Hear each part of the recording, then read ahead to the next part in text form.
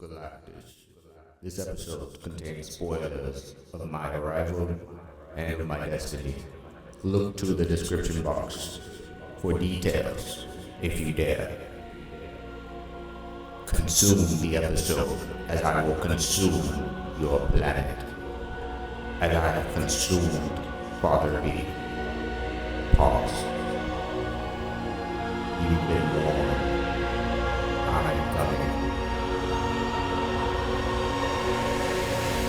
I am coming.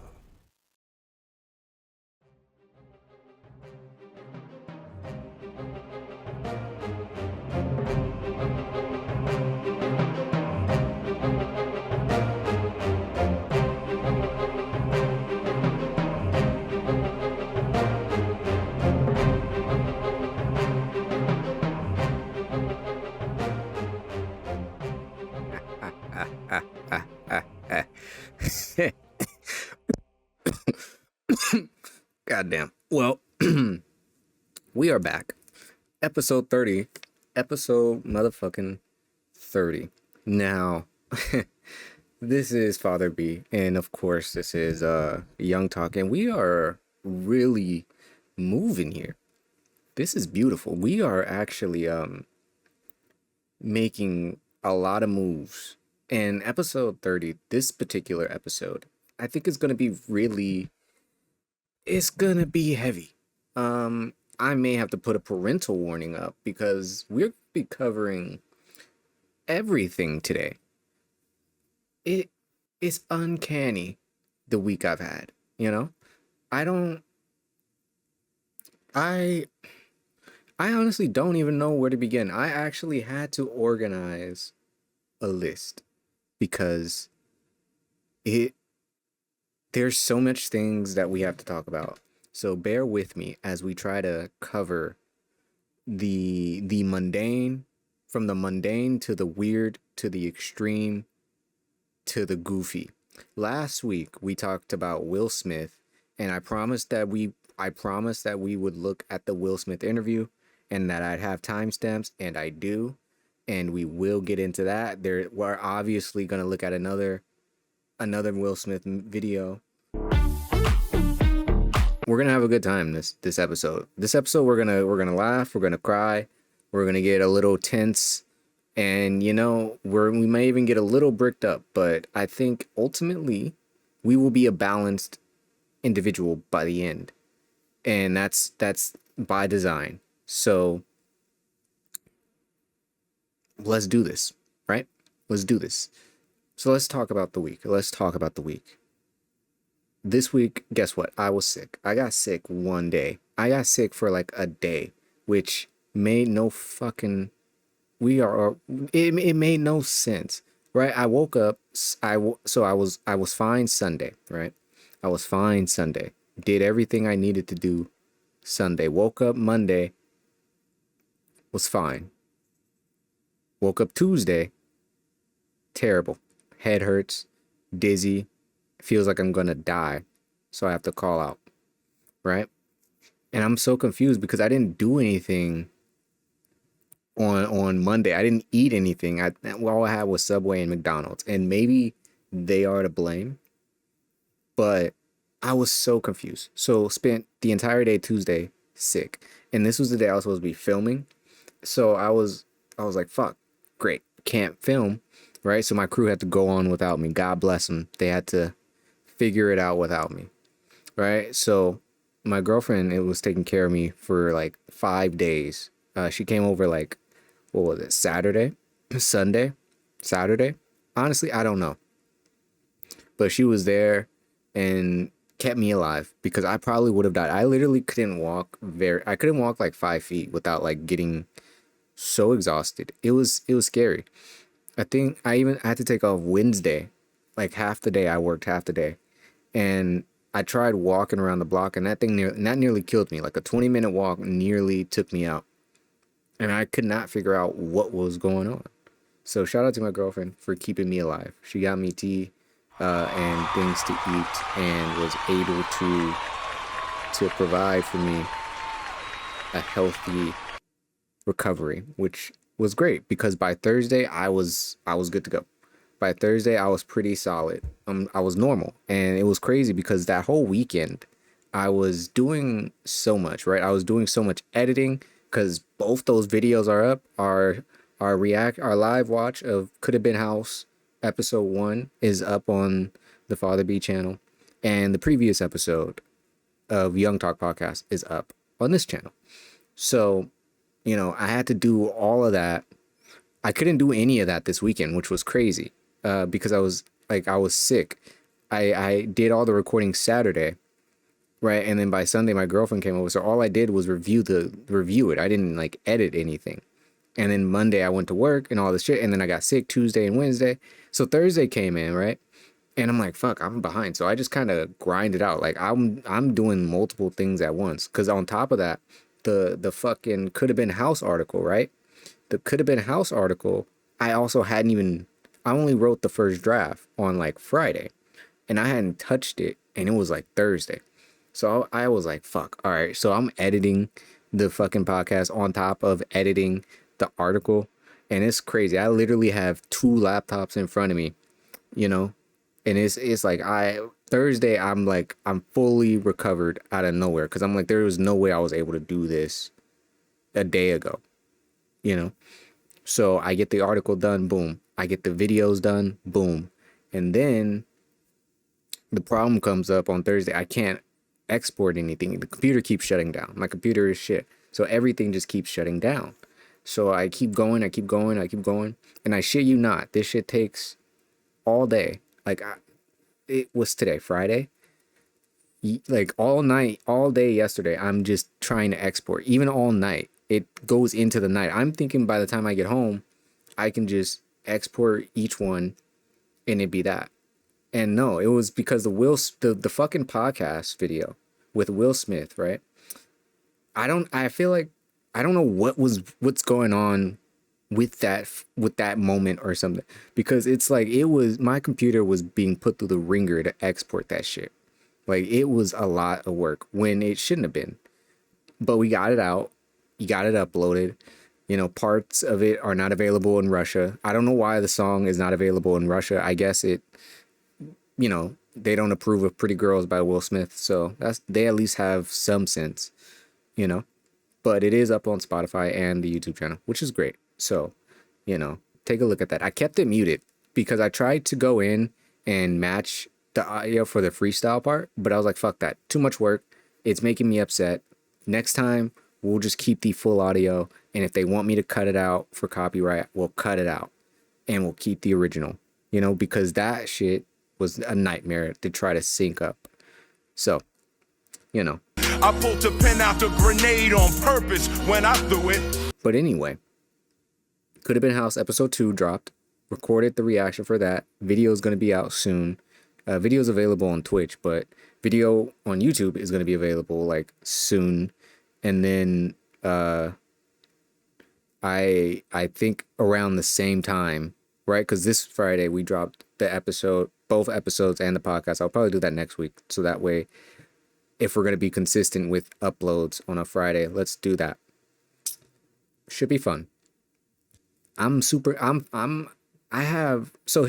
this weird thing that happened over the weekend. On Instagram, there was a Supernatural post, and I'll put it here. There was a Supernatural post, and if you don't know what Supernatural is, it's the show with Sam and Dean Winchester. You can look up the synopsis. And the main characters are in a picture having an interview, and they're all dressed like the Alvin and the Chipmunks people. Put an image up there. And, someone, like, the post is like saying that they're each dressed like the Alvin and the Chipmunks. And, the comments are like playing on with this because it's a nice picture and shit. And I made a comment that said the unreleased episode of Supernatural where they trade places with the Chipmunks, ... say less. So I made this comment, right? Dropped it, went on about my day, got sick, etc., deep into the editing, right? And then I go back on Instagram after I'm feeling better. On like Wednesday, I check my Instagram. And then it says like I got a couple of likes on this thing. And by a couple, I mean like 200, which is a lot in my opinion. Because I'm like, I don't normally get that many. I make posts on like industry stuff and like actor interviews or posts or whatever about film and TV, right? So like I do that from time to time, obviously, if it's something I like or if it's something that I want to say or have an interest in. And the only other post I've ever made or I've ever commented on was one about that Elio movie, where Pixar made the comment that people should stop complaining about original movies if they're not going to go see them. And I made the comment on that. I made a comment on that post that said, maybe you just got bad at making original movies, right? And that resonated with a lot of people because it's just a fact. Like, there's no problem with people going to the theaters to see original movies. Sinners happened. They went to go see that. Minecraft happened. You know, like movies people will pay to go see an original movie. It just has to be good, and yours wasn't. Face it, right? So I made this Supernatural comment resonated with people apparently. So I'm like 200 likes. That's all right. That's pretty cool, right? And then some hours go by, and the next thing you know, like the numbers just keep going up, and I'm like, this is crazy. So then me and my girl are in the car, and we're on our way to get some food, and then I look again, and this shit is at like 1,000 likes, and now I'm worried because I'm like, what the fuck is happening? Like I didn't say anything. I just said a thing, you know? And so I'm confused why it's at 1,000 likes. And so I tell my girl, I'm like, you see, like, I'm like, this comment is at 1,000 likes. She's like, and she's surprised too. She's like, no way. And I'm like, yeah, this is crazy.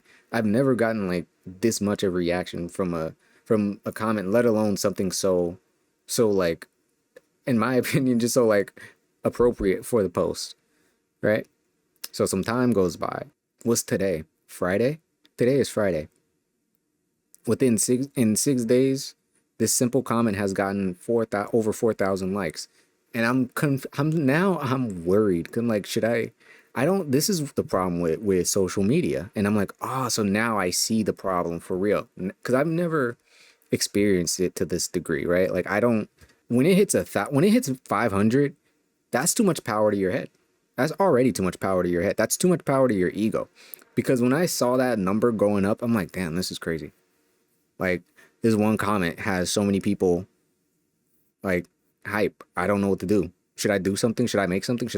What's going to happen? Are they going to see my account? Are they going to go into my account? Are they going to see my shit? All these questions, right? And I'm like, bro, what the fuck? Like, you and I, and I'm talking to my consciousness here, right?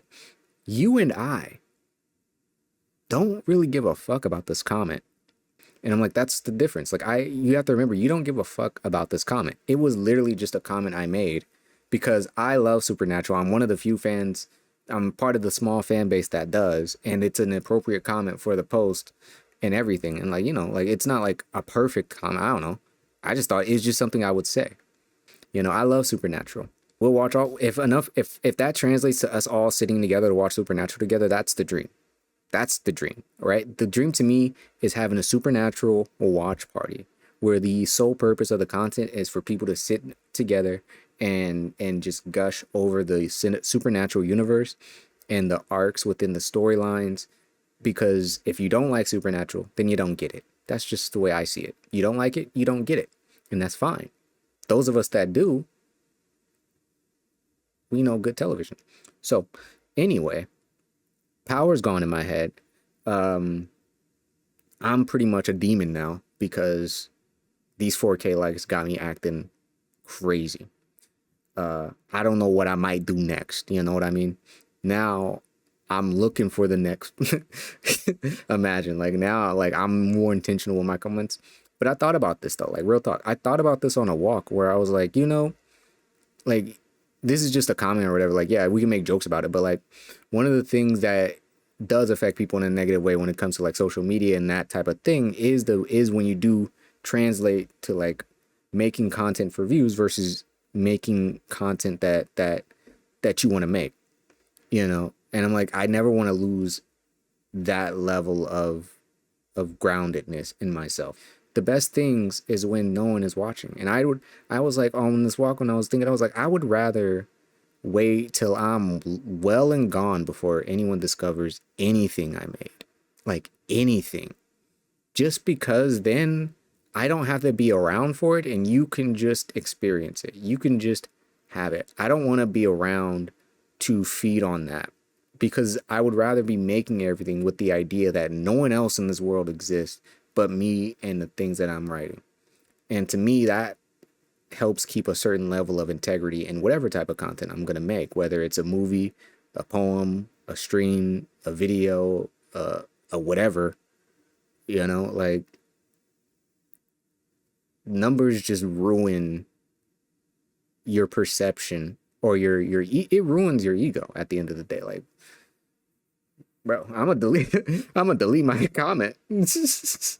You know, that'd be crazy as fuck. That would just be too wild. You'd be like, yo, he deleted the comment. What was his name? What was his name? Fuck. You know, me and my girl was talking about this. I was like, you know what I do love is that I love that there is always a possibility. Like when you play video games, at least there's a possibility that your name, your gamer tag, whatever, could be like talked about in small circles in whispers in certain communities or whatever. Like I used to play Dead by Daylight quite a bit as a killer, right? And I know I would piss certain survivors off because I now block any friend requests or messages within the game just because people will get like to send messages and be mad because they lost and they're terrible and they suck. It's fine, but I don't need to hear about it. So, you know, I'm like, I know when I was at the peak of my DBD gaming time, there had to have been hushed circles in the survivor community about Father Boogaloo, about this killer who just took them down out of nowhere. That gave them actual jump scares. You know, that I have to believe that happens out there, even if it's only like 4 people. You know what I mean? Like that type of shit to me is what's always worth it, because that's the sweetest level of like existence, is like when just in hushed whispers somewhere out there, you know, people remember that thing someone remembers that thing you did. And to me, that's enough. That's more than enough. Anything else is like vomit. So, that's crazy. Supernaturally famous is a nice feeling. I'm glad it's with Supernatural, to be honest. I'm honored. I'm honored that I resonated with the community of a show that I honestly really love. And hell, if this comment gets so far up in the universe, bring back one episode of Supernatural where they do swap places with the Alvin and the Chipmunks gang. Just do it, because clearly we want it. Let's move on. So I also watched Beef.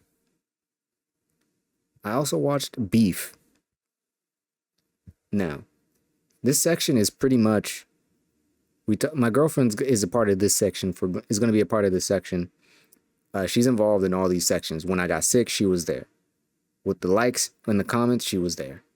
With Beef, she was there. She introduced me to Beef. She didn't introduce me to Beef.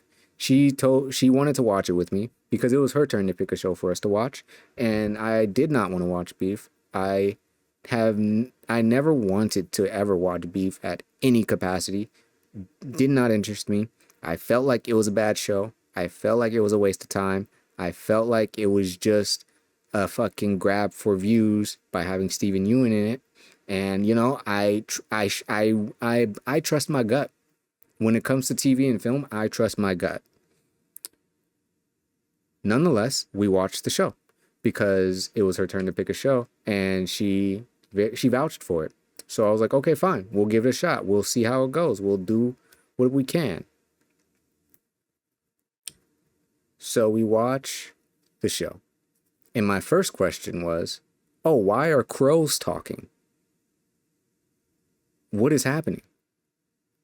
Why are the crows talking? Why are we hearing the crow dialogue? Right? So then the crows talk about this crash that happens and whatever. And then we see Steven Yeun and this woman fighting, arguing, yelling at each other. And it's all very much on the Netflix brand of what they showcase this show to be. The show is about people screaming at each other. So what do we see in this few minutes? People screaming at each other. Then my question comes up. I'm like, what is going on here? This is a lot happening at once. But then about 5 minutes later, we realize, oh shit, this is episode 10. This is the final episode. We accidentally started with the last episode. Whoops. So I learned a couple of things way too soon. Don't know what they all mean. All I know is apparently his brother, this is spoilers. If you haven't seen Beef, if you haven't wasted your time yet, spoilers. All I understood was that Steven Yeun's brother got shot for jumping a fence, and that this woman seems to have ruined his life, and that he's ruined hers. Whatever. So then we restart. We watch episode 1, hated it. Watched episode 2, hated it. Now, I'm not saying we watched these all in one day, because this is the problem with Netflix is the fact that people were expected to watch this within 1 to 2 days, back to back. The show doesn't work when you space it out, because it took us like a few weeks to finish the show. We watched like 2 episodes one weekend, and then a couple more episodes another weekend, and then a couple more episodes another weekend, and then we finished it this weekend. So it took nearly a month to finish the show. And you know what's crazy? By episode 4, I was so tired of this fucking, the Netflix problem is so apparent in this show, because the problem with Beef is not Steven Yeun, it's not Ali Wong, it's not any of the cast. It's barely even the concept itself. It's the fact that it's in Netflix's factory of TV making. So the concept is everybody is mad for a reason. And by you being mad at this person, there's ripple effects that affect someone else. And the only people that get hurt is everybody, you know?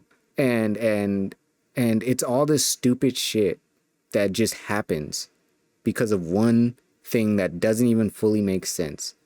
You know, I'm not going to explain every episode, because frankly, I don't remember every episode, because I had headaches by the end of some episodes. You know, I think it was episode 9 that opens with I don't even remember her fucking name in the show. Whatever her name is, with the woman, she's getting fucked under a sheet from the back by some old guy.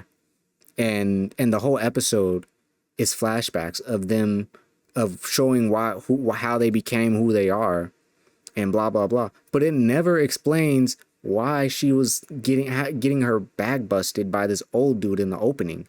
It was just a scene to be a jarring opening on episode 9. The problem with Beef is that it should have just been one movie, 1.5 hours to 2 hours, 2.5 at most. Because if it was, it would have been great. There are so many episodes that you don't fucking need. There was an episode, it was probably like episode 5 or 4, where you spend the last 15 minutes not watching A characters or B characters, but C characters. Characters that literally no one gives a fuck about. And we somehow get a string of events that coincide to the plot, which is just pointless. It's all stupid, you know? And it's all predictable. Oh, how did the house burn down? I wonder how. Maybe it's the stupid ass dude who's a bad contractor, who probably did bad wiring. Oh, no, it's probably the woman who hasn't bothered us in months. Yeah, that's probably it. Oh, no, it was bad wiring? Okay. I should probably tell my brother that it was bad wiring and not arson. Nah, I'm gonna tell him it was arson. The show is fucking stupid. The show literally makes every character unlikable to keep this perpetuating theme, instead of having the characters grow. The only character that has any level of growth is George, the husband of the woman. There's 2. George, the husband of the woman, and the brother of Steven Yeun. That's it.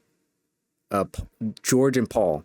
That's those 2 guys, 2 side characters. They're the only ones that have growth, because they're the only 2 that suffer from what Steven Yeun and Ali Wong characters do in this long-winded ass series, you know. And George and Ali Wong's character are sitting there, and he finds out all this shit. She has no choice but to tell him everything that's happened. This is like episode 9 or whatever. And he's like, so you're saying all this happened because of road rage. And it's supposed to be this funny thing where that's the point of the show, where it's like road rage could lead to these crazy things, when I'm like, yeah, but not for 10 episodes, dog. Like, not for 10 episodes spanned it over months. Who's mad at someone for months? Who's doing all of this? No one gets that angry from that situation that kicked this thing off. I promise you. No one does. Like, George points out all the horrible shit that she did, where it's like, yeah, how are we, like, and then by the 10th episode or whatever, they want you to like feel bad or understand, because these characters end up, lost in the fucking desert about to die and end up taking the wrong berries and are high as fuck and decide to like resolve and forgive each other and all this shit.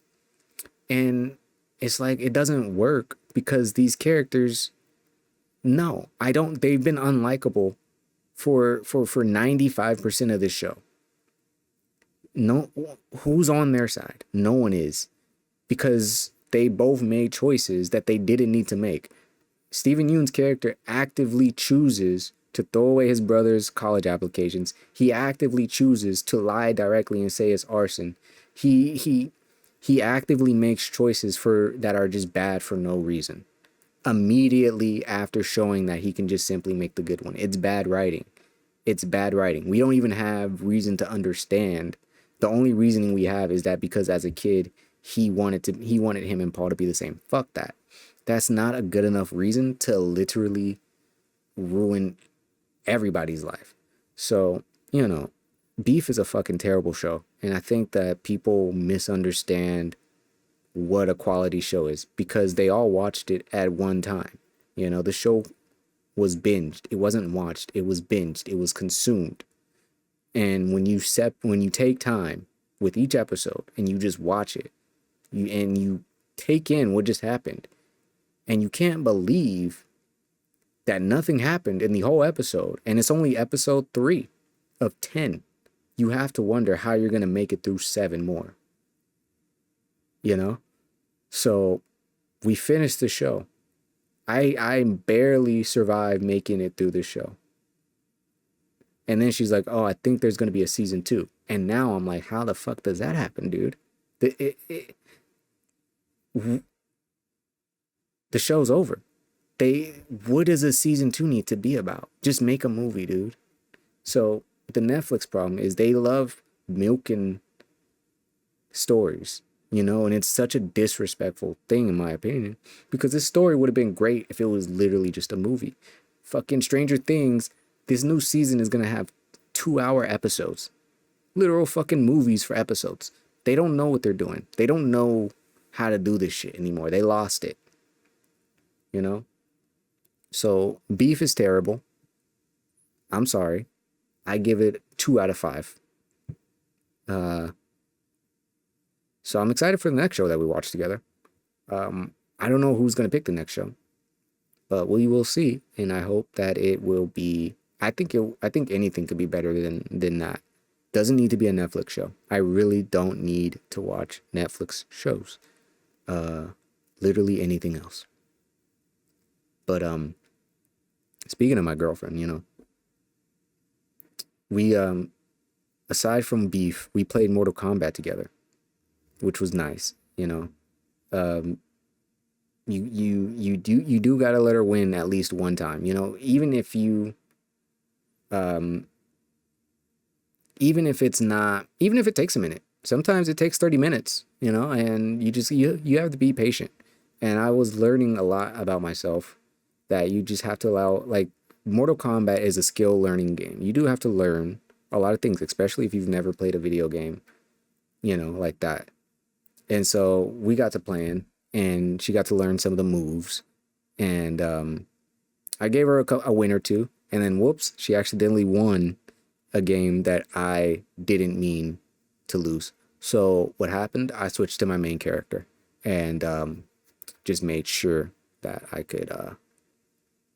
I didn't have a reason to die, but she did good. She did good. I think I feel like with Mortal Kombat, it's overwhelming to to understand how to play the game, because you see people play the game, or you see the way the game is played, and you see all these moves and things like that, and it's like you think you want to just jump in and do that stuff, but you know, when it comes to the combos and the circumstances, it's like, yeah, you just have to learn you just got to learn the mechanics of the game.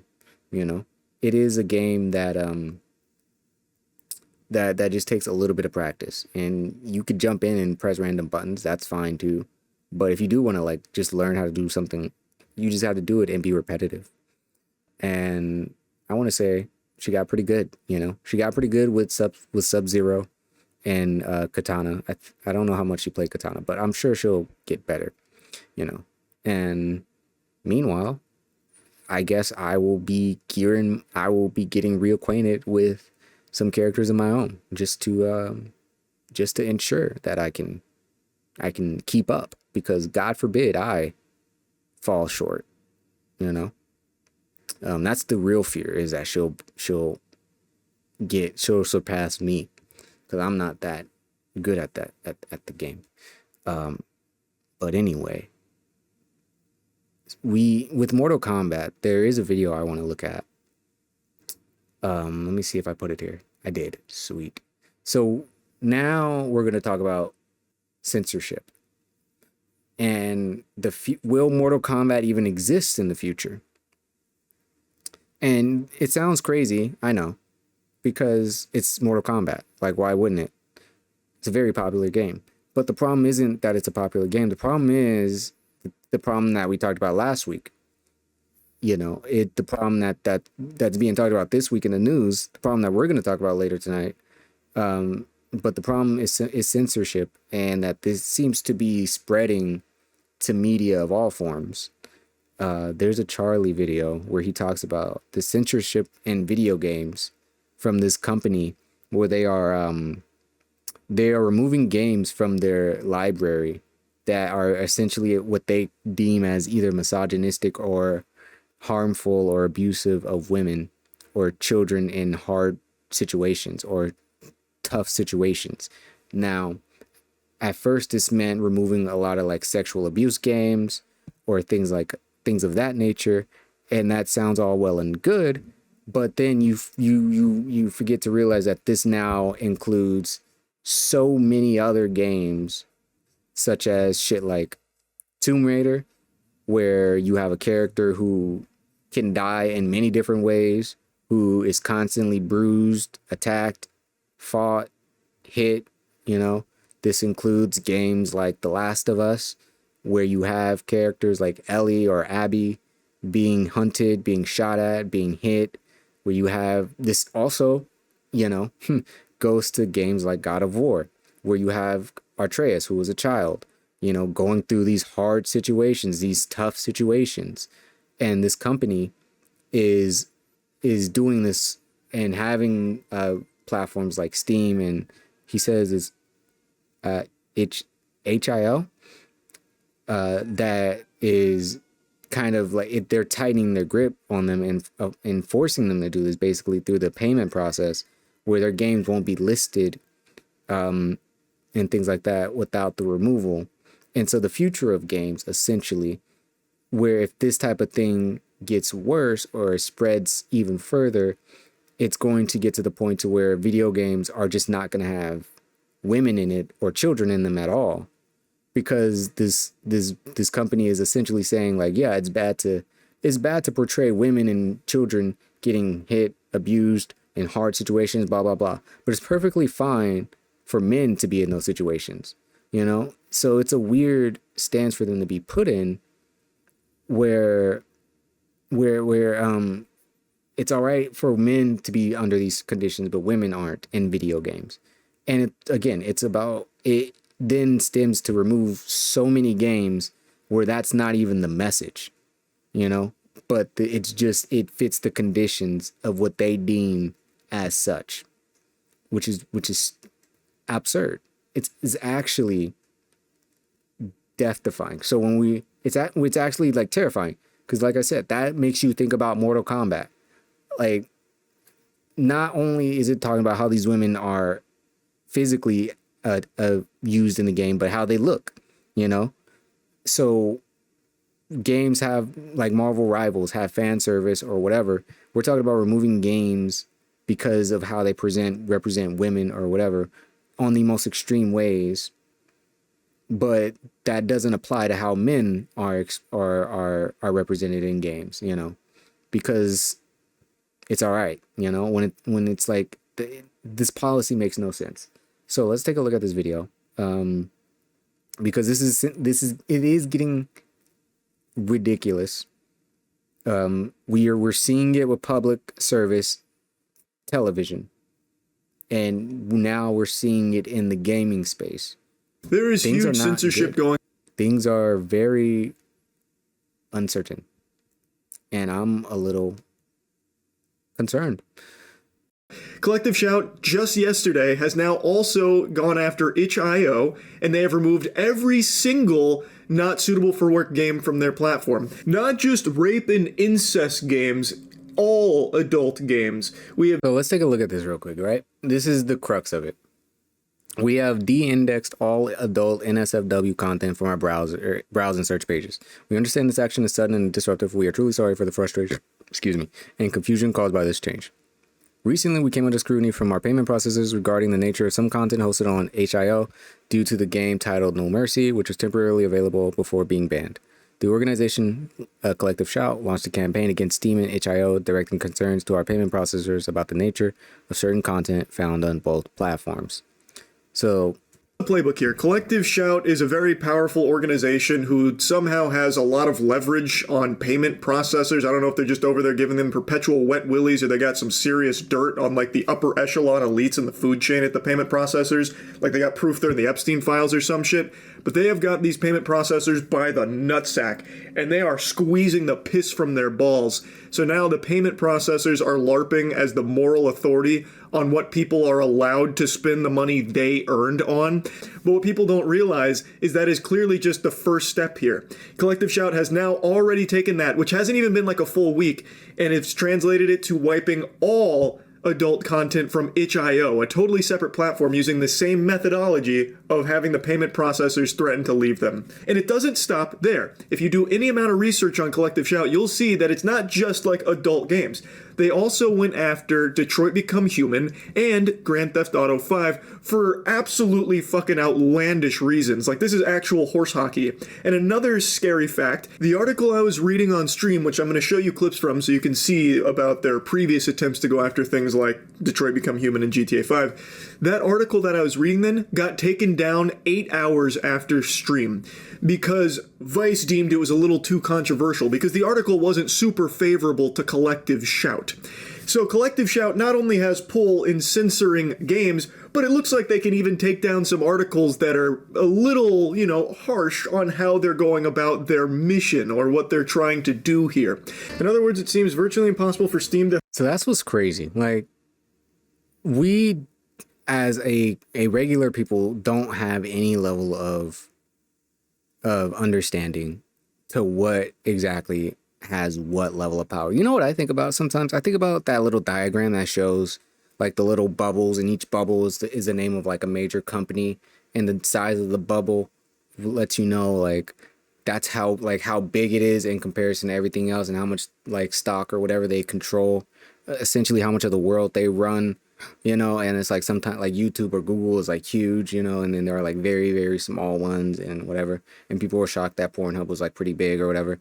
But the thing is, we don't actually understand the level of power certain companies have. Payment processors, right? Like, I don't even know what the fuck that means. Are you like this? Like, are you saying like when it comes to buying games on like Steam, and then you go into like the pay for the game, and they're in charge of processing the my money when I pay for this game? You're the ones that are the reasons I lose the money when I pay for the game, I think is what they are, right? So if that's the case, then Collective Shout could have their hands in so many other companies being a simple payment processor, considering that could translate to subscriptions, right, for such things like journal pages or blog websites or whatever. So it's so easy to not even comprehend, like figure out or think about how big certain companies could actually be and how much power they could leverage in their favor, but really haven't.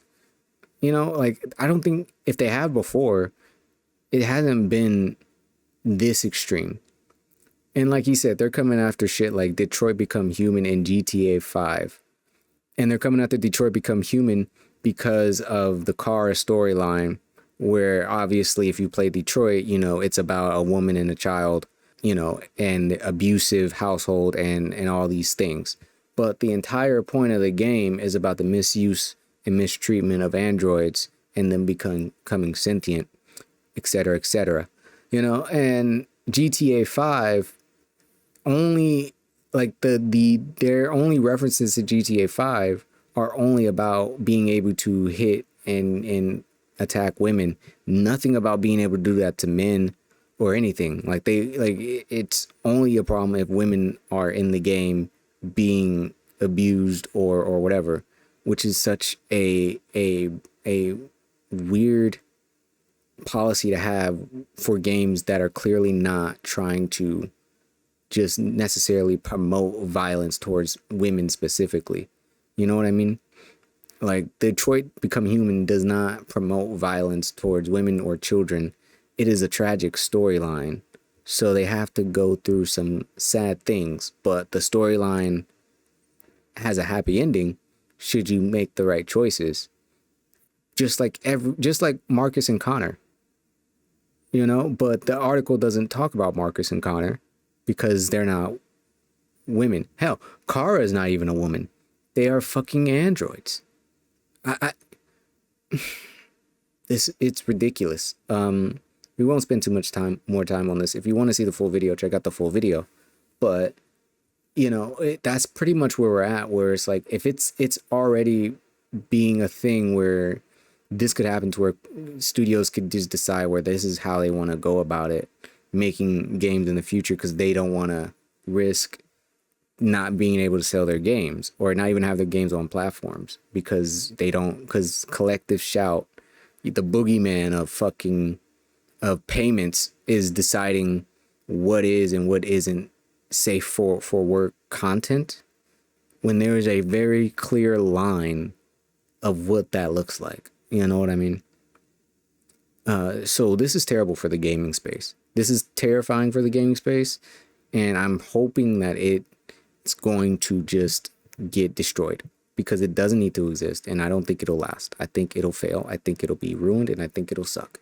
So I worry about Mortal Kombat, because the worst case scenario, Mortal Kombat is definitely at the top of that list of getting taken out, right? And it's like, it's impossible to be like, well, that will never happen, when The Late Show is being canceled. You know, something that people probably 2-3 years ago would say that will never happen, when here we are, 10 months. So anyway, we're all a little worried. We're all a little concerned about so many different things. Let's talk about Fantastic Four first, because first steps, and because I feel like it'll go faster to talk about Fantastic Four than it would to look at these trailers and talk about them. So first up, Fantastic Four, watched it today, watched it before this recording. How was it? It's honestly, it's warm. It's warm is what it was. It's warm. I feel like this movie was definitely a Reed Richards and Sue Storm focused movie, which makes sense because it's Fantastic Four First Steps, right? So I went and I watched it. I had the entire row by myself, which was nice. I feel like everybody went into this movie worrying that Pedro Pascal was going to be too distracting or too much of a star. And, you know, he's not. He is honestly not the star of the movie. I wouldn't even say Sue Storm is the star of the movie. To be honest, I would say it's more of a balance. I would say that it's been more of a balance. And at first I thought it was more of a balance of all four characters sharing the screen. And I would say, sure, they all have, like, I feel like a fair amount of moments to, like, show their character. you know, and they did. So I wouldn't say it's a fully Pedro movie. I feel like Reed Richards is actually stalled in this movie. I feel like he doesn't really have too much to do, and he can't really do too much in this movie because of the circumstances of it being Galactus. And it's like, all he can do is stretch, and he can be smart. And the problem is, there's nothing you can really figure out that's going to stop Galactus from coming, you know, is pretty much the reality that he has to face in this movie. Nothing that he can think of is working, and there's no way he can think of to save the planet from Galactus, let alone his child. And so that's his biggest thing to kind of come to terms with, is like, despite him being super smart, he can't save anyone, or he can't find a way to save everyone, right? Which I'm like, I'm okay with that.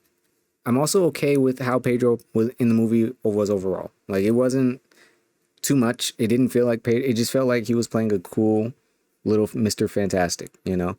It felt like he was playing Mr. Fantastic, who was a dad trying to find the best solution that didn't mean having to choose between the world and his son.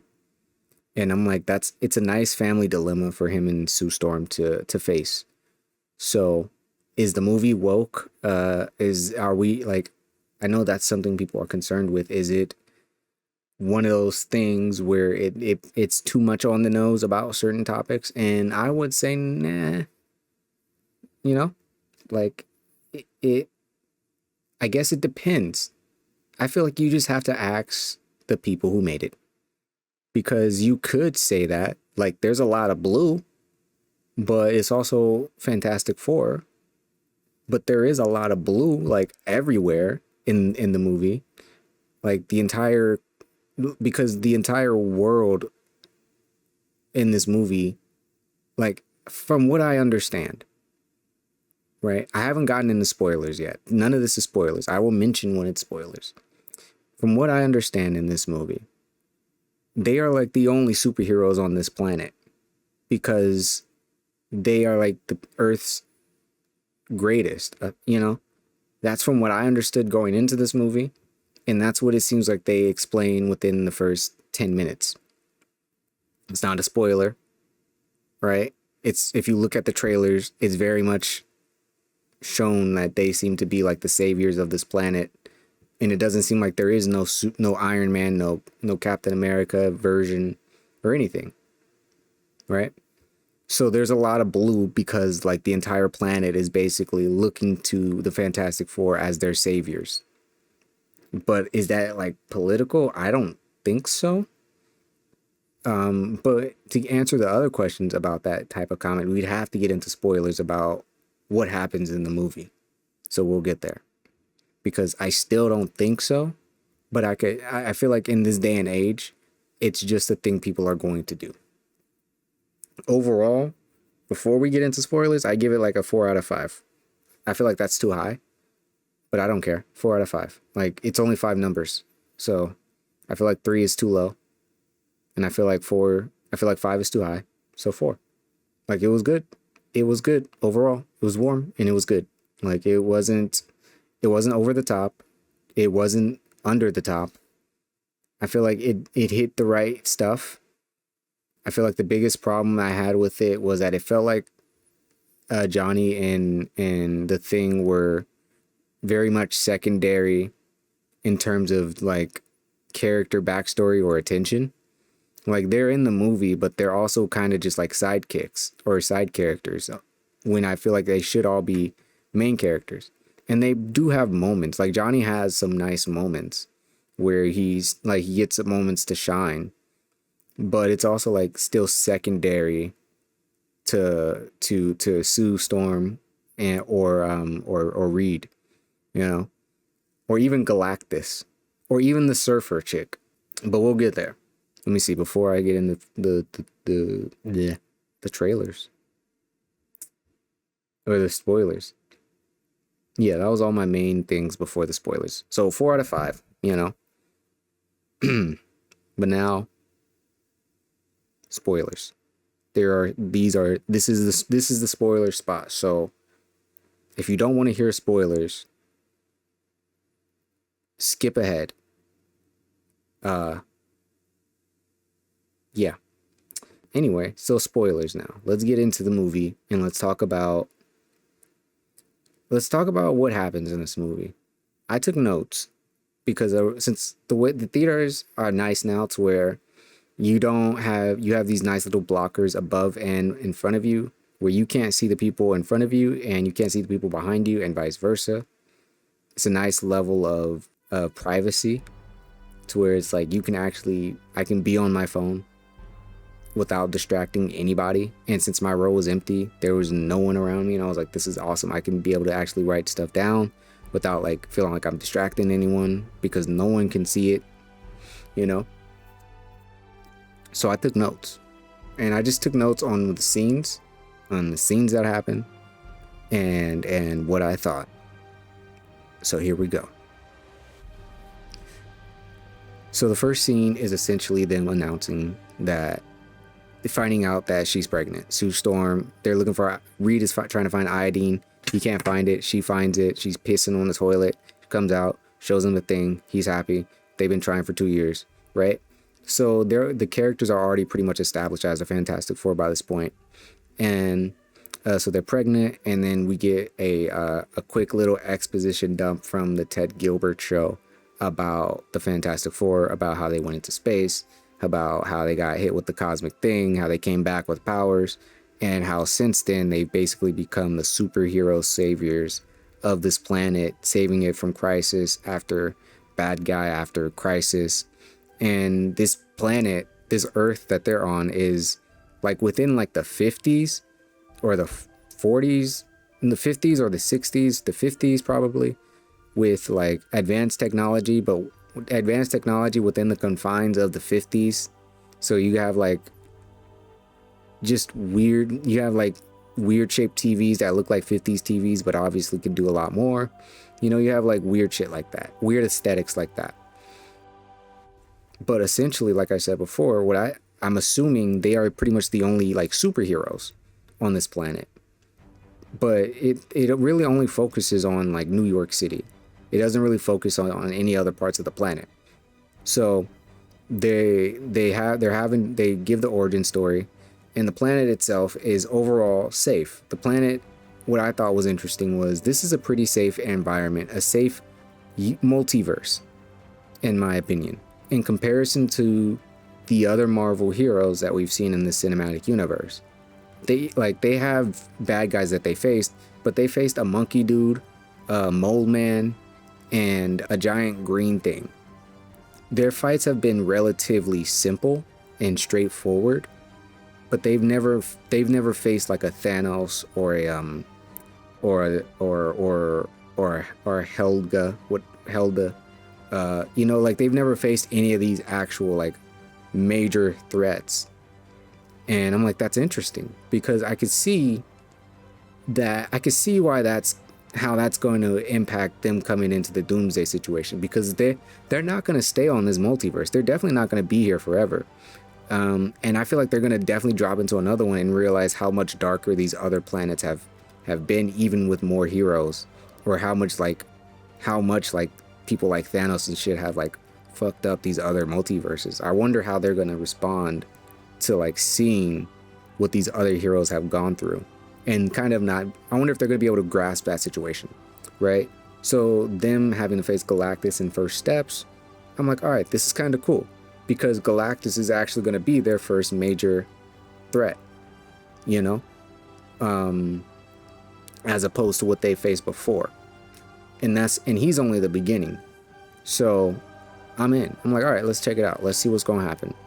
And they go through the origin pretty quick, which I appreciated. I'm like, I kind of wanted to see it, but at the same time, they kind of just shoehorned it, just went through it. You know, they went to space, came back, they were changed, they had powers, now they're saviors.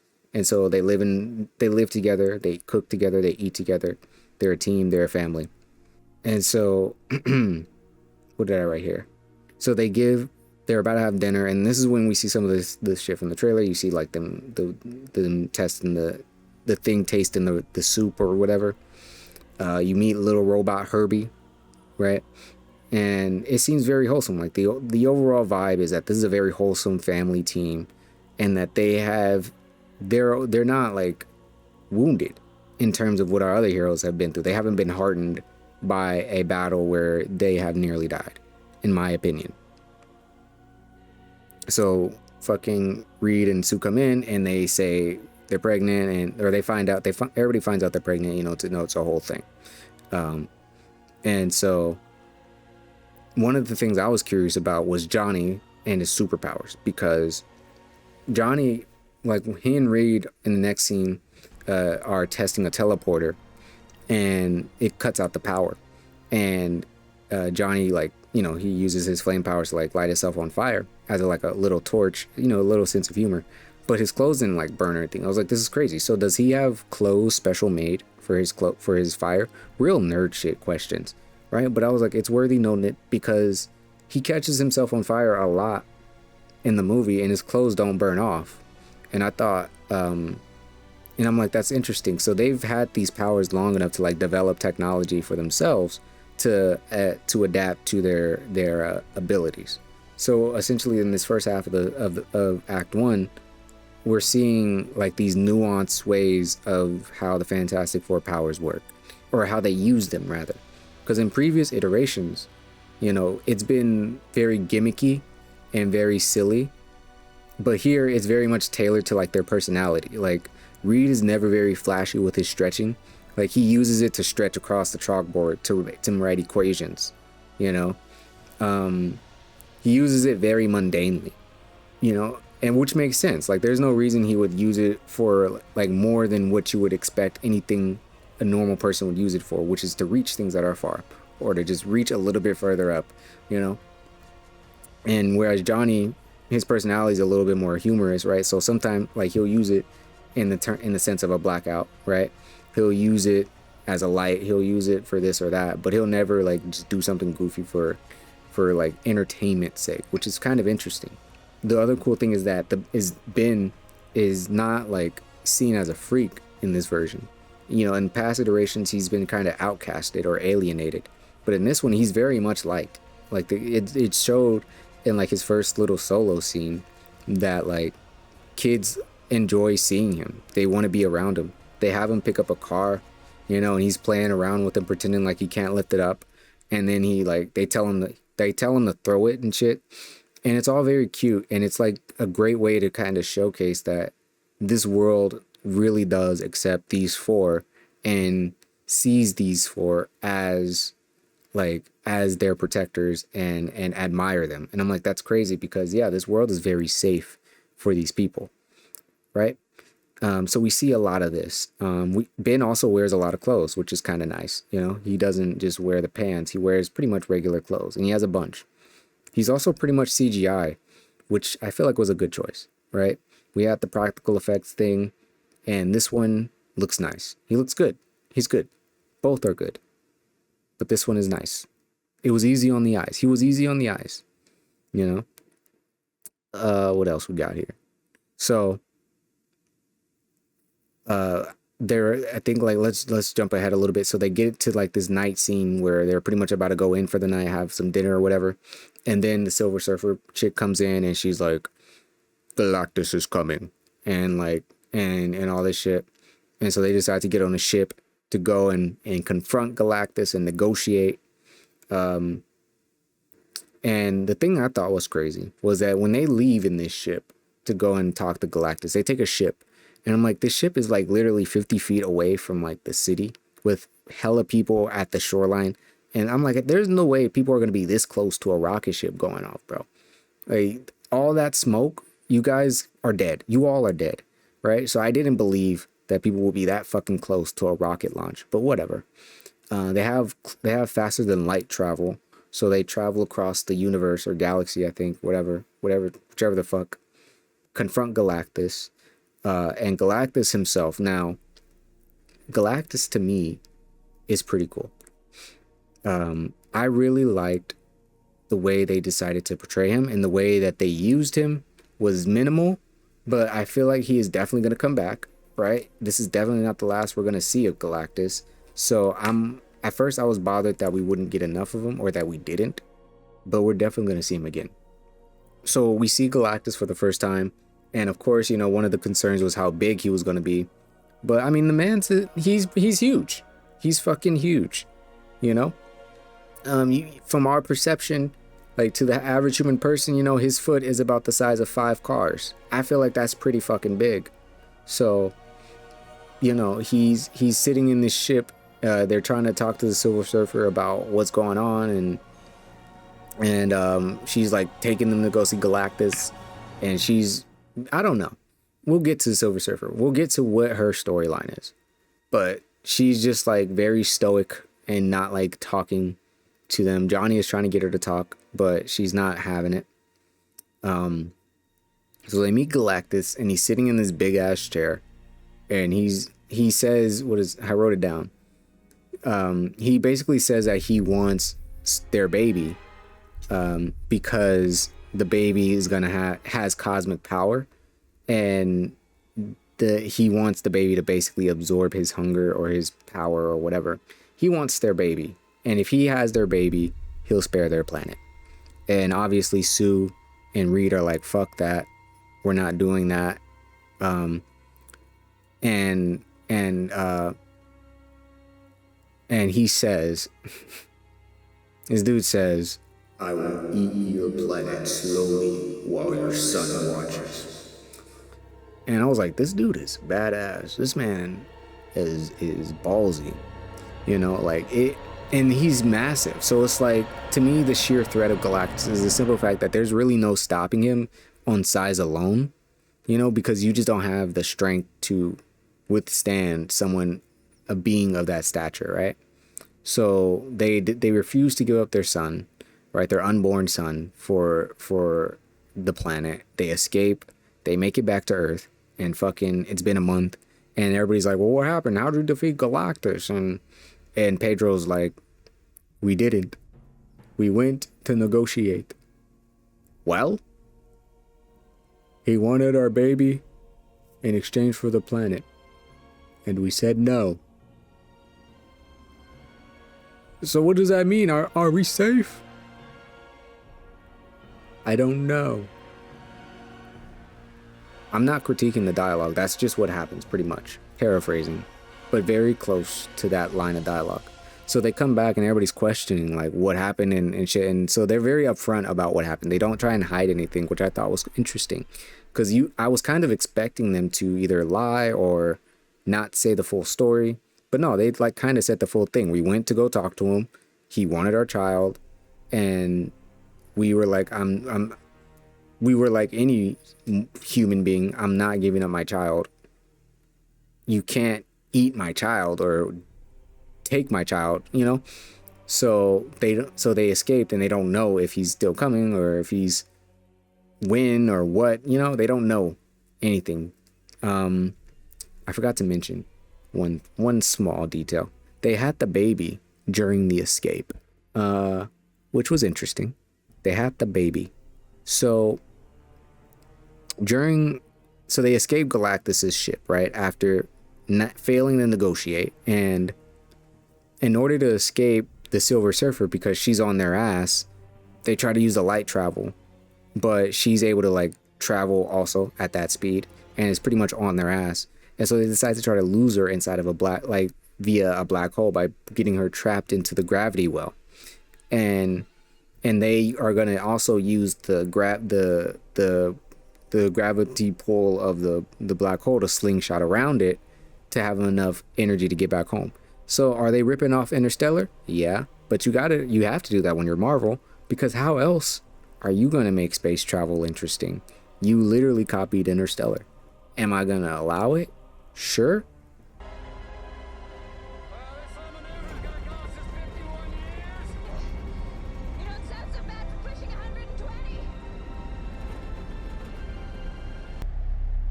Lander 1, prepare to detach.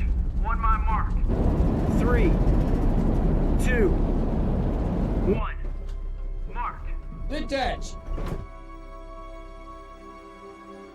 Goodbye, Tars. Goodbye, Dr. Brent. See you on the other side, Coop. See you there, Slick! Because they at least tried to add something to it by having Sue Storm deliver her baby in this moment. So when they're going to talk to Galactus and shit, you know, he does something to her. This dude basically induces labor and essentially forces her to like go into labor. And so when they're escaping, she's like having contractions and shit. And so while they're trying to slingshot around the black hole, Reed is helping her push, and she has the baby, and it's this whole thing. And I'm sure there's some weird symbolism that they wanted to put here. Don't know what, but they, you know, it was very fast. Like this will all happen very quickly, to be honest. Like the whole slingshotting around the black hole, and the surfer, she gets stuck inside the black hole or within the time dilation section of the black hole. However that works. It's going to take her about a month to escape. So they slingshot around, make it back home, tell them what happened.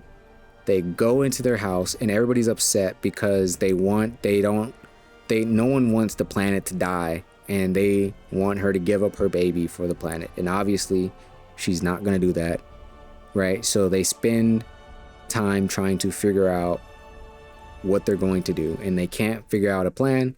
And because they can't figure out a plan, everybody is upset. The entire world is going to shit because Galactus is coming and the Fantastic Four are doing nothing to save us. So everybody's mad at them, and eventually they figure out a plan. They figure out a way. One of the main things is that Johnny, up until this point, wanted to go to space. Before the Surfer came, he was talking about wanting to go back up into space, but they just haven't, and blah, blah, blah. So now Johnny he's been to space a couple of times. He's been with the Surfer chick trying to like talk to her and things like that. And Johnny is basically underrated throughout this entire film. He's underestimated because he deciphers her language. You know, he chases after her and talks to her, and she speaks to him, and he's basically the one to figure out what happened with the Silver Surfer by decoding her language and all this stuff. And he even gets to the point of nearly sacrifices himself for the planet. So Johnny is honestly underestimated, and it makes me wonder if they did have to cut out scenes of Johnny and Ben, because there are like all these weird moments where they have like these great dynamics, but it doesn't really go anywhere. And I wonder if it's for time's sake, because they kept this shit under 2 hours, when I think it could have been like 2.5, and we would have probably got more from the two of them.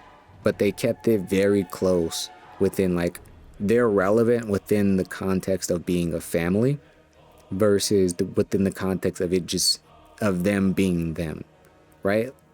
So Johnny definitely underestimated, Ben definitely underused. But I feel like when you're fighting Galactus, everybody can only do so much. Let's see what else we got. So, after like spending a lot of time failing to find a plan, Reed and Sue are kind of at odds for a bit because he's considered giving the baby to Galactus. He's has to have considered it because he thinks. So he's had to consider the math and the logic and the ethics and whatever, and this upsets her because even though he's not going to, he justifies that he has to think of every terrible thing in order to know how to stop them from happening. And the problem is he doesn't know how to stop this.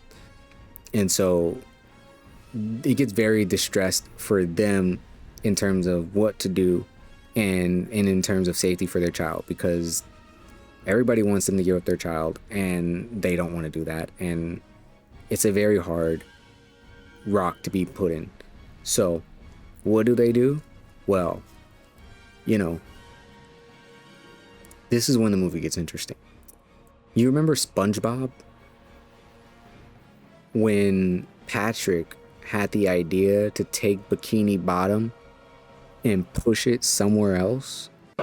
We should take Bikini Bottom and push it somewhere else!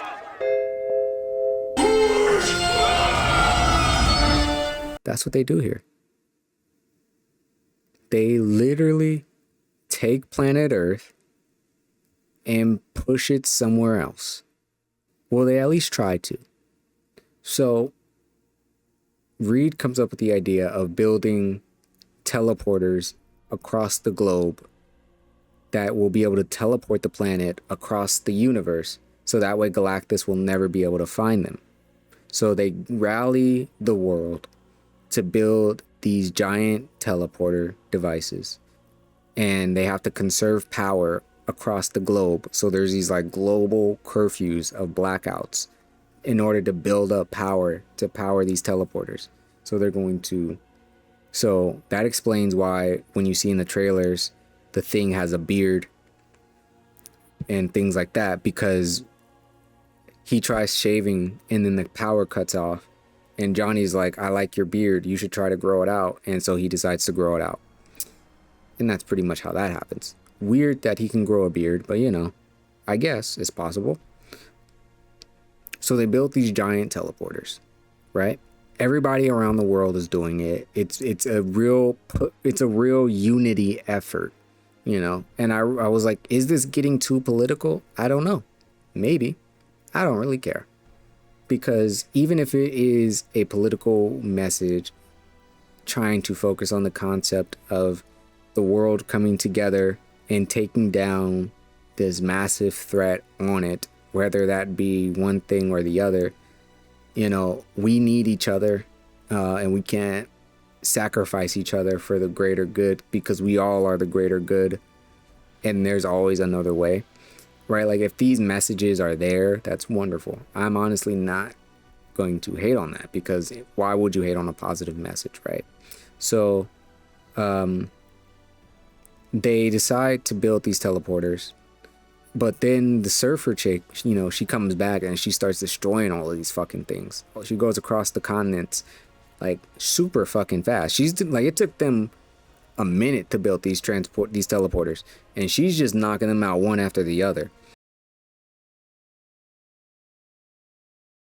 2, 3. She's crossing these things off, and so the only one left is the one in Brooklyn where they're at, right? And so Johnny manages to stop her by showing her all the audio recordings that he's deciphered because they've been getting transmissions, which isn't honestly not very well explained, but they've been getting transmissions that he couldn't make sense of until he heard her speak in her native language that he used as a Rosetta Stone to decipher the rest. And as a result, he now knows her backstory. So now we get a quick exposition dump on how she became the Silver Surfer. And it's all, in my opinion, very quick and rushed and compact, right? Again, when I feel like this is the one time when the movie should have probably been like 2 hours, 2.5, but they very much compact so much things into like these small into these small segments, and it's terrible. It's actually terrible. It's terrible on the sense of injustice to the characters, when it's like, I feel like they all deserve a little bit more time. But who knows? They'll be back. So after she's destroyed pretty much all these teleporters, the only one left is the one in Brooklyn. And Johnny manages to like reason enough with her to get her to run away and fly away. And since they only have the one now, they decide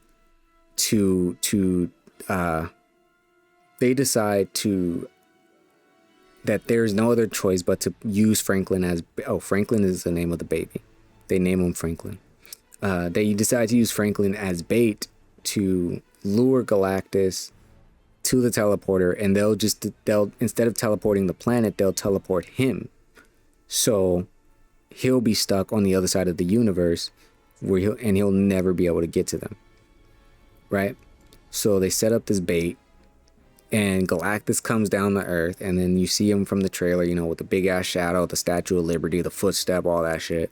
And one of the problems before he came down was that they mentioned something that was very reasonable, very realistic and logical. Ben is like, so Galactus is huge. When he comes down to Earth, He's gonna be walking through this teleporter is surrounded by buildings with families and apartments. We got to get these people out of here.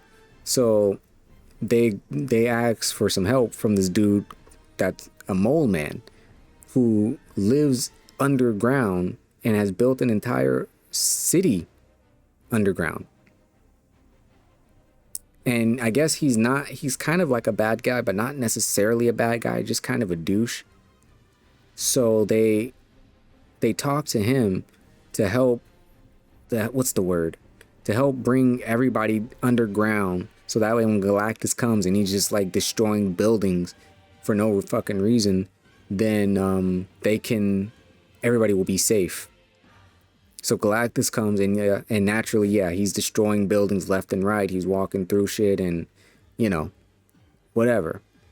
And so he's about to step through the barrier and they're going to hit him with the teleporter. But then he stops and he's like, nice try, right? Because he sees that it's a trap. He's not stupid. And he also has scanners for eyes to where he can identify where the baby is. And he's able to see that the baby is not like in the little car seat in front of him, but in fact is in the like Baxter building.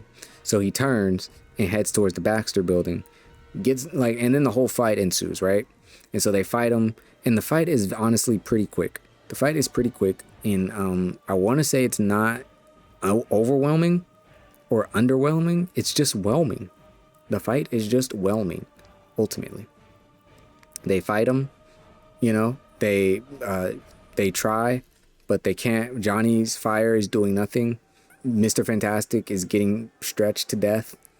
So the only person that can really stop him or like do anything to him is Sue via her like force field abilities. She's like, through the power of motherly instinct and adrenaline, she's like using this like untapped power to like push Galactus to the ground or back, and she's pushing him into the teleporter and shit. And he's about to go through and he falls through, but then he's about to come back out, and then Johnny's about to sacrifice himself to like push him in fully. But then the fucking surfer woman comes out of nowhere, pushes Johnny out the way, and she pushes him in, and they both, her and Galactus, teleport, and they're gone. And then Sue is almost dead because she used like so much power that it pretty much drained her. But then Reed and Franklin are like crying over her body, and Franklin's like laying on her chest, and he like basically brings her back to life because he's kind of a god, I guess.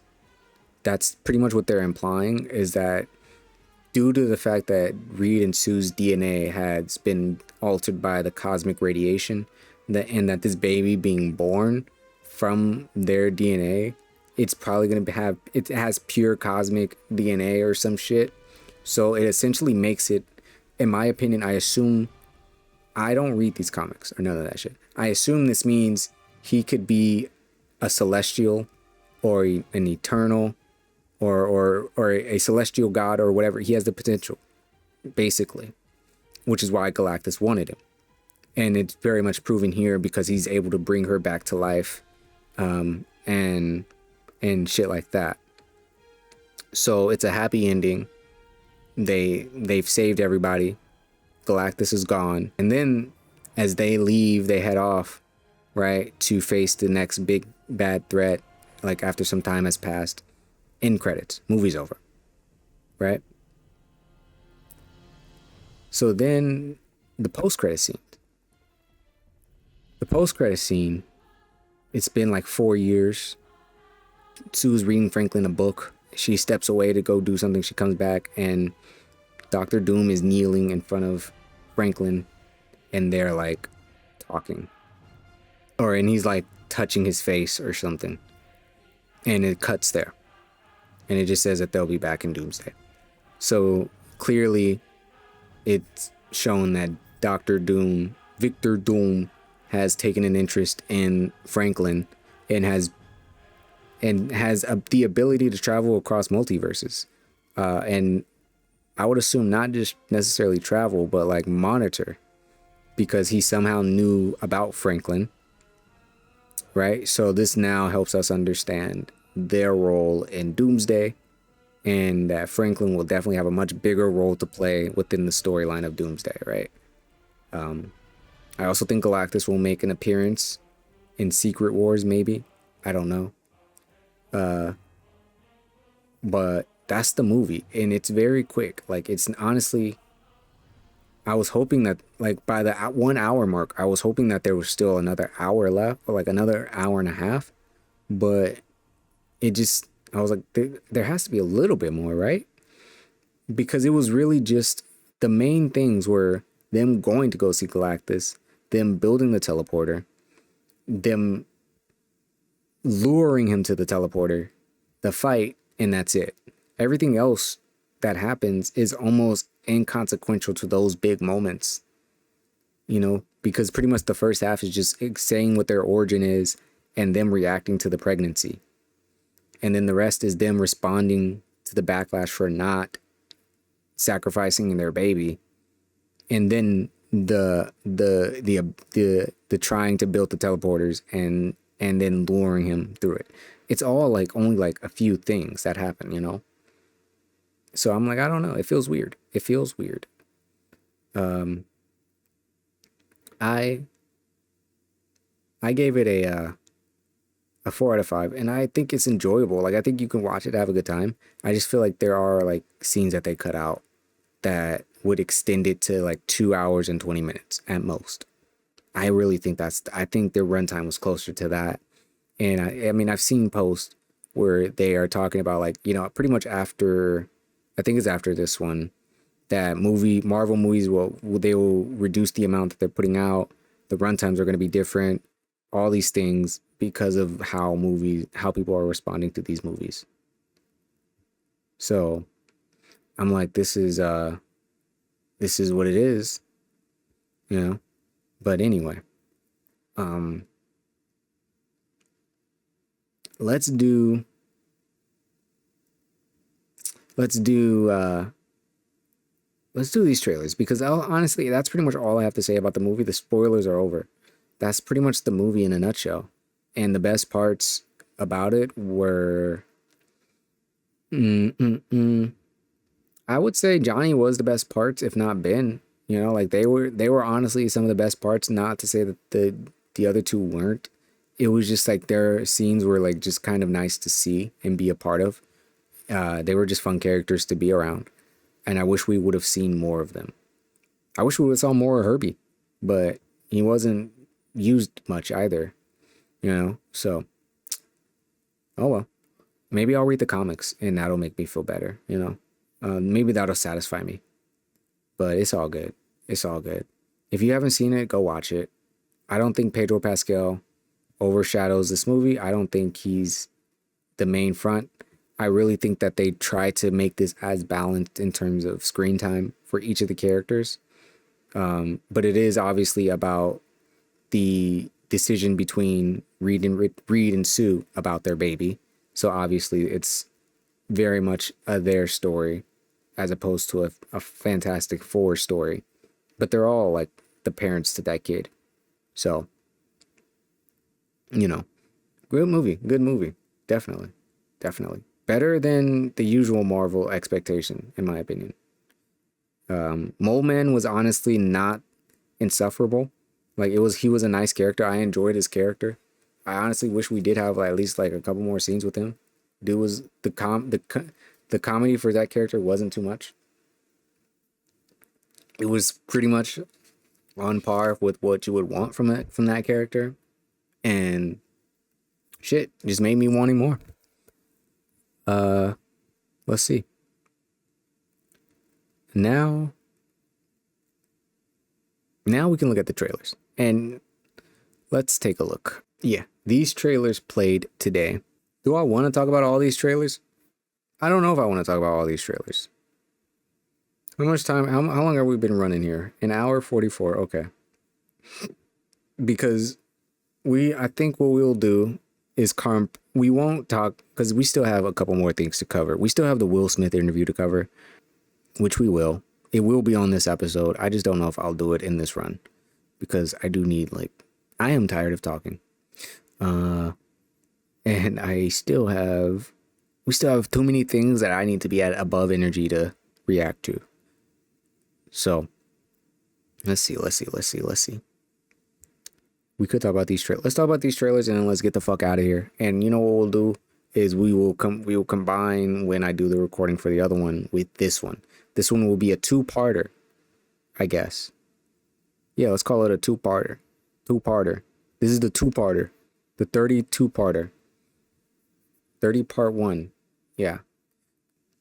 So these trailers played before the movie. And I just kind of want to take a look at them and engage with them. Let's react to some shit. All right, last video of the night. Last thing before we call it a day. Because I need to let my brain breathe. Cat in the Hat. The Cat in the motherfucking Hat. Now, when the trailer started playing, I actually got so mad. Because I was like, why are you doing this? You already came for the Grinch. You already ruined one. Why are you ruining something good? The Cat in the Hat does not need to be touched. It does not need to be bothered. It does not need to be tampered with. Like, So I saw this and I was like, oh man, here we go. This shit's going to be ruined. It's going to be all updated and looking bad and not Mike Myers and just a waste of everybody's time. So here we go. Let's do it, Warner Bros. Already too much. Telling us way too much backstory about something no one asked. You know what I mean? Like, what is this? That. Do not open. Come on, that's just a suggestion. Stop. Stop it. No. Don't! I mean, it's going to be for kids. It's a kid's movie.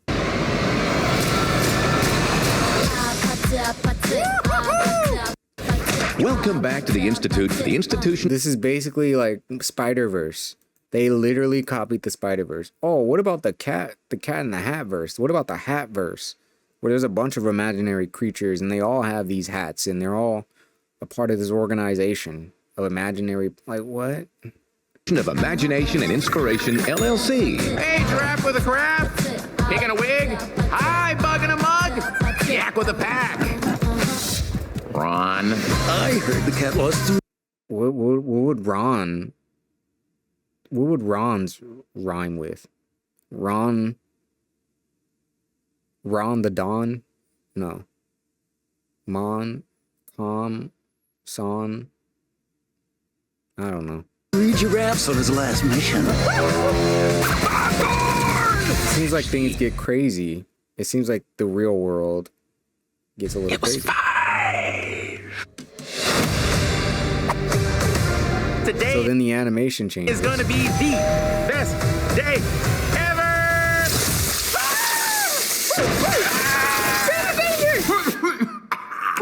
Go to the montage.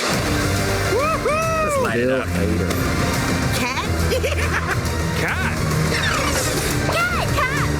Cat in the Hat. You have gone too far. He didn't rhyme. He means business. He didn't rhyme. Did you say toot fart? I did not. I said too far. Toot fart? Too far. I heard toot fart again. Part? So, I'm just gonna leave some things here. Okay, bye.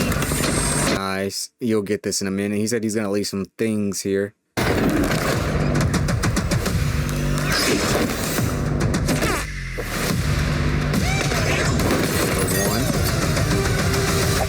Whoa, here we go. Now we're getting a little wacky. It's not thing 1 and 2 anymore. We have thing 3. Whoa. I didn't know there could be more. Oh, there's not just thing 3. There's... Wait, what? Thing 1, 2, 3, 4, 5, 6, 7, 8, 9, 10, 11, 12, 13, 14, 15, 16, 17, 18, 19, and 20.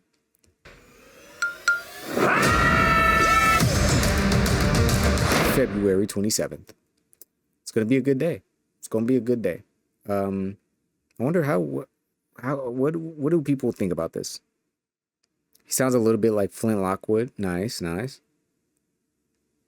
I don't know what gets me more, the casual eavesdropping on them, the pride in actually it was 5, or the fact that he leaves his hands behind.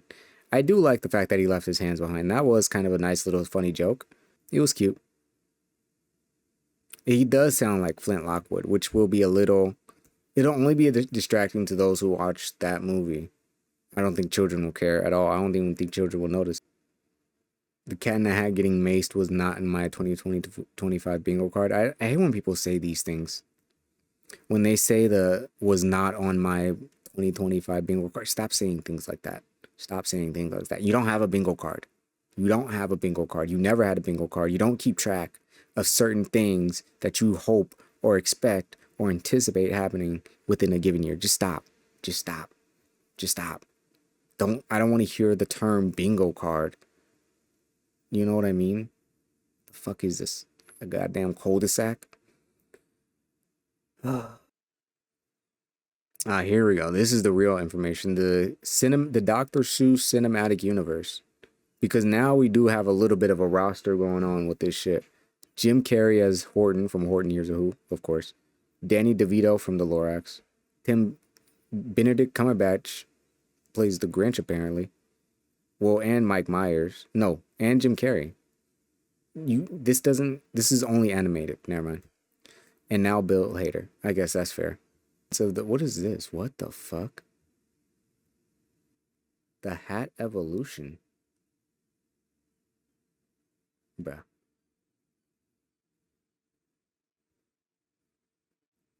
Evolution of the Cat in the Hat.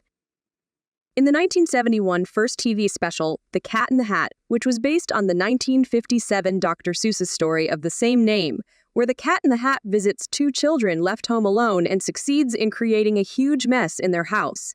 The cat appears voiced by Alan Sherman. His height is 6 feet, which is the size of an average man, and despite the... What? That's wild. That's wild for her to just actually lie like that. You said this man was...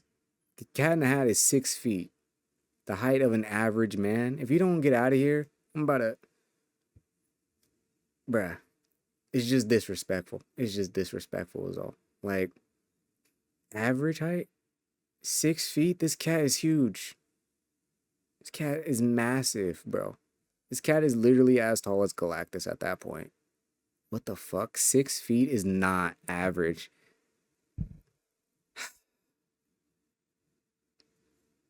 This is creepy. The fact that he is lean for the most part. He has a stomach that sticks out like most Seuss's characters. Also, he wears white gloves, a red tie, and, of course, his signature red and white top hat.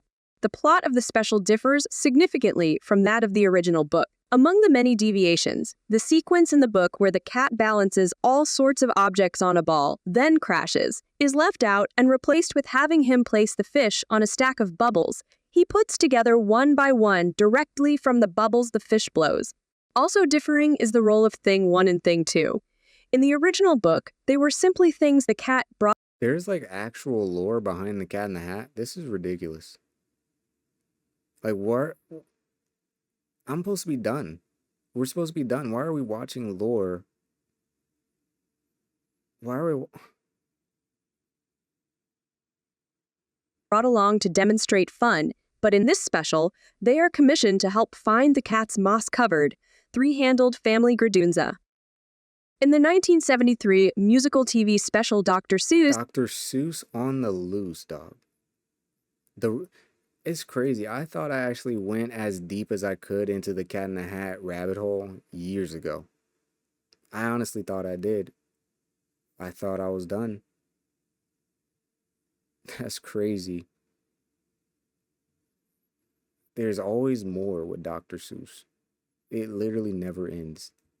On the loose, the Cat in the Hat, also voiced by Alan Sherman, appears as a host who introduces animated adaptations of the Dr. Seuss stories. The Sneetches, the Zacks, and Green Eggs and Ham. What? In the 1982 animated TV special The Grinch Grinches the Cat in the Hat, the cat appears voiced by Mason Adams, where he meets the title character of the movie, How the Grinch Stole Christmas. Their paths cross. They do a crossover? Holy shit.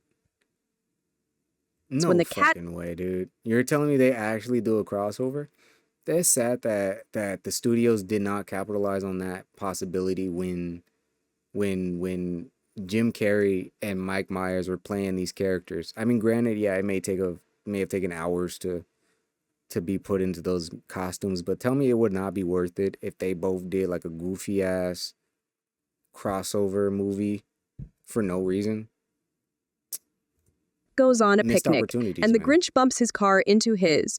And also when things quickly escalate into a fierce car chase after the cat unintentionally insults the Grinch by calling him Mr. Greenface. First, the Grinch uses a contraption that scrambles all sounds within a 50-mile radius, including the cat's voice. After this, the cat has a psychiatric session with him in a thought bubble to find out what makes him so mean-spirited. But he gets... Who would win in a fight? The Cat in the Hat or the Grinch? I mean, I feel like the Grinch would win just because of attitude, I guess, in terms of what their natures are, right? Like, the Cat in the Hat, I don't think would put up a fight.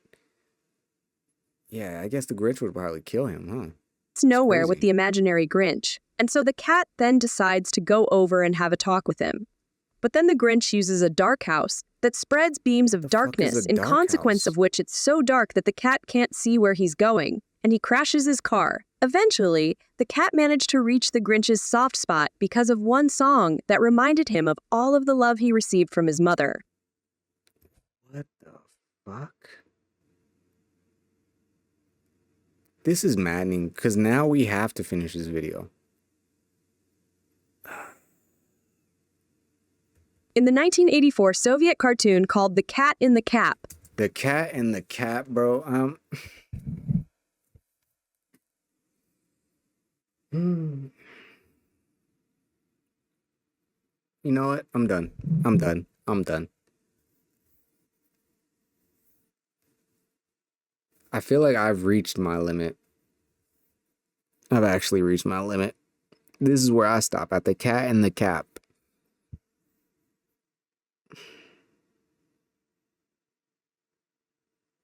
Yeah, I'm done. I'm done. We will pick this up on part 2 of episode 30. You know, because frankly, this episode is too long now. It's already too long.